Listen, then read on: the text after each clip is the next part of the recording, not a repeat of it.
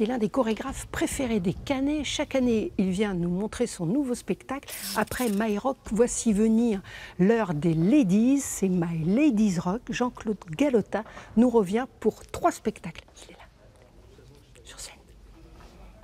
Alors, on avait vu l'année dernière My Rock. Et là, le rock est sexué. Expliquez-moi ça. Ah, alors, on était au rond-point, peut-être du rond-point à Paris, et on faisait My Rock. C'est juste après les attentats du Bataclan. Et il y a eu une ferveur du public pour voir le spectacle et défendre la culture et le rock. Et du coup, le directeur m'a dit « Ah, mais il faudrait faire un 2e volet, il faudrait trouver une idée. » Et je lui ai dit « Mais tu sais, j'ai une petite liste secrète. À chaque fois que je trouvais un rocker, je trouvais la correspondante féminine. » Et il me dit bah, « Super. Non seulement on aidera le rock, mais on aidera aussi les femmes. » Et voilà comment c'est parti. J'ai rencontré les femmes du rock. Je les ai trouvées fières, libres et téméraires. Je les ai trouvées provocantes, affranchies et déchaînées. Je les ai trouvées combattantes, malpolies et réjouissantes. Je les ai trouvées affreuses, saoules et attachantes. Dans My Rock, en fait, c'était les noces du rock et de la danse contemporaine. Donc c'était le 2. Et donc le spectacle était surtout basé sur le duo, le premier rock en fait qu'on fait à 2. Et là, je me suis dit, ah, il faut que je change. Et donc, ce que j'ai fait, en fait, c'est un florilège de chorégraphie, c'est-à-dire des duos, des quatuors, des quintettes, des danses de groupe. J'ai plus travaillé mathématiquement la chorégraphie.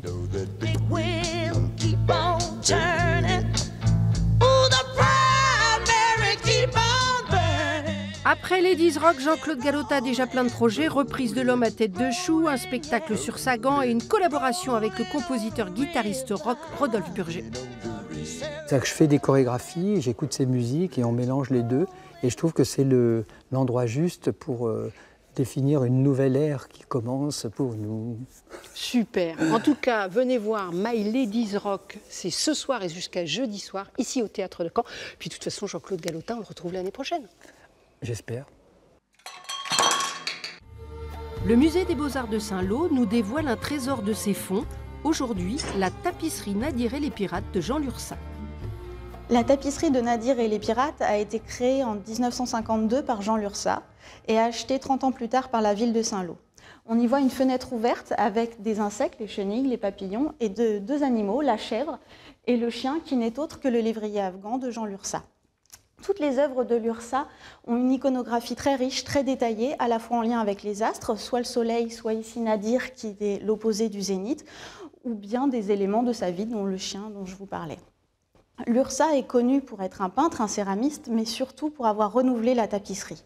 Dès 1917, il fait réaliser des canevas à sa mère et à sa femme, mais c'est surtout en 1937, à partir de sa découverte de la tenture de l'Apocalypse à Angers, qu'il va vraiment changer le langage technique à cette période, en changeant la palette, en faisant des cartons numérotés et aussi en réalisant un tissage beaucoup plus serré, beaucoup plus lourd.